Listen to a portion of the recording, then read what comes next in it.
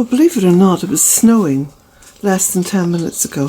There was quite a thick snow falling.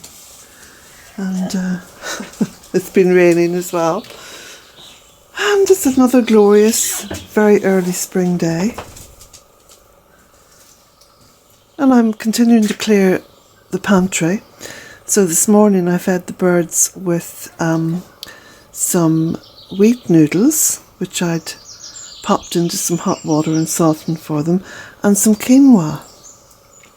It's amazing just how much stuff piles up in the pantry.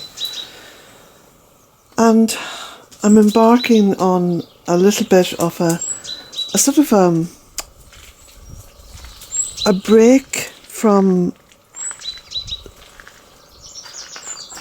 sort of heavy cooking and heavy eating, because I just feel this is a good time of year to do it.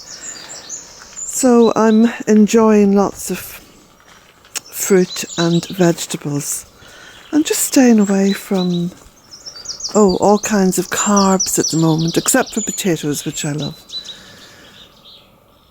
And I'm doing lots and lots of walking and just trying to be very minimalistic, because I think the spring is a wonderful time just to kind of clear out, not just clear out cupboards and clear off shelves and clean things and freshen them up, but also to have a look at oneself and think about ways of preparing for summer. So I'm seeing Mother Earth do this, and so it's just natural that I should want to do this as well, because as it's raining and all the leaves from last autumn are getting wet, and the birds are coming along and shaking them up with their beaks, they're just lifting them and shaking them, looking for food underneath the leaves, because of course that's where lots of the worms and little insects will congregate. And then the wind comes along and dries the leaves out and sort of blows them away, and they're blown into parts of the garden where they just become the mulch that creates new earth. So I see this, it's a very cyclical thing here. And then as the leaves are sort of being blown into various places in the garden where people don't walk, don't go, I'm then seeing the aquilegia, which is one of the first flowers coming up from the ground, besides those growing from bulbs, of course. But you can see the aquilegia, look, coming up here. Just get a little close up. And this is because gravel is the ideal bedding for seeds. You can just scatter seeds around gravel. So this is precisely what I've done year after year with the aquilegia. I collect the seeds from the actual plants, and then I sort of do the job of the wind, and I move them around and throw them around into the gravel. So they're all coming up. Of course, this is just a lovely ongoing seasonal development. You can see some of the quinoa here. Jack, honestly, you'd think you were starving. He's going along eating the noodles. Come away. What do you do with a silly dog? So there's more of the aquilegia coming up there. And then if we go over, come on Jack, if we go over here, now there used to be a fair bit coming up in here, and I'm just looking, it may have been overtaken by the ivy. Ah, yeah. It's just very minuscule at the moment. You'd hardly notice it. But of course in another 4 to 6 weeks there'll be beautiful blooms on that. Maybe even sooner.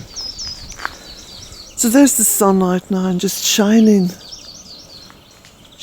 on the trees. Just looking up here. It's one of the little ash trees.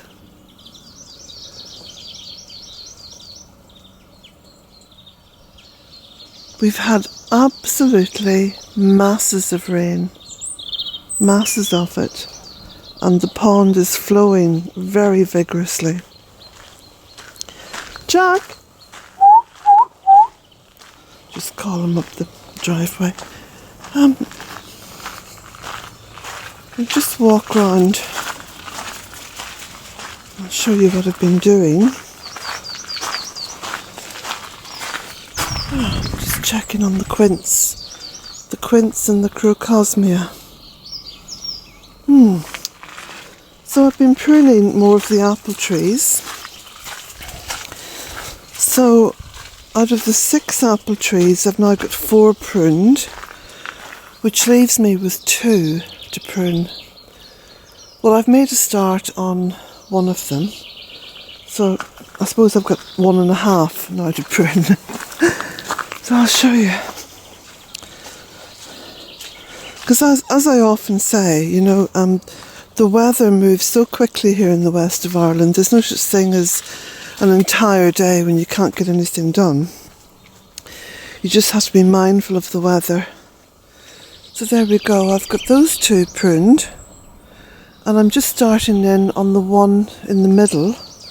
Now the one in the middle, it looks as though it's back from the others, but it's actually kind of sort of fell over slightly years and years ago, you know, when I just planted them and there wasn't a lot of shelter. I mean, the shelter that's here now, as you can see from the west, is amazing. So this one fell over, and of course I don't stake anything. I think that the trees grow stronger without stakes, as they have to move around in the wind. The roots go down deeper and cling on with more vigour. So that one is kind of sloping off to one side, but it's a very healthy tree. So that's about halfway pruned. I think I'll be doing some more of that either today or tomorrow. You can't escape the spring, you see, because the birds are letting you know. And then there's other things like the Chinese forget-me-not, that's coming up. That's a very vigorous plant, and that spreads its seed very vigorously.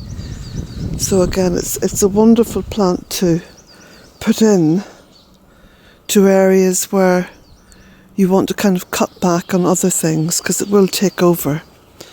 Has very long roots, but at certain times of the year it's easy to pull out, so you don't have to go to the bother of digging it out, you know. Let's just have a little peep down here and see what's going on.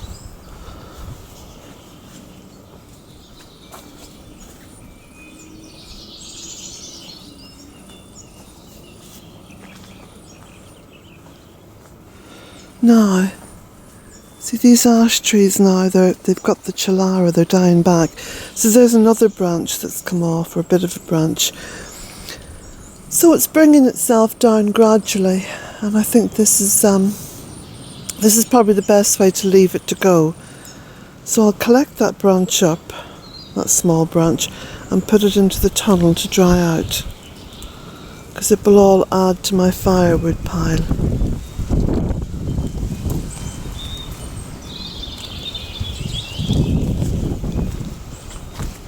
And there's lots of the wild carrot coming up. It looks a little bit like the wild parsley, but in fact it's wild carrot. And there's a little digitalis. Now, talking of the weather, there's the wind started up. It's sort of blowing from the southeast. The moss has been incredibly vigorous over the course of the winter, because the winter's been fairly mild, and this crevice is opening up even wider as the rowan tree pulls it forth. Let's have a look at Sleeve Erin, which we can see just from this little corner. Now, I'll hold up my camera and zoom in.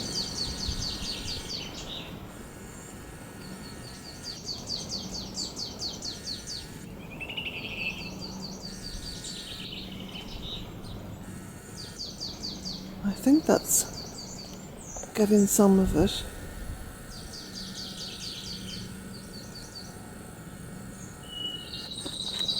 Of course, that's the magical mountain. That's the mountain of the Tuath de Danann. The ash tree looks so beautiful in the early morning sun.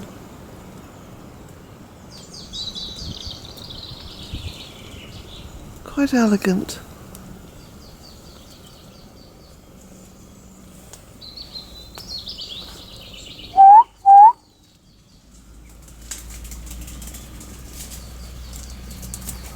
Good boy. Now,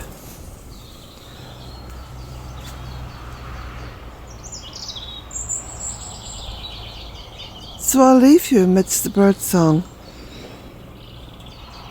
With blessings to you all. Have a lovely day.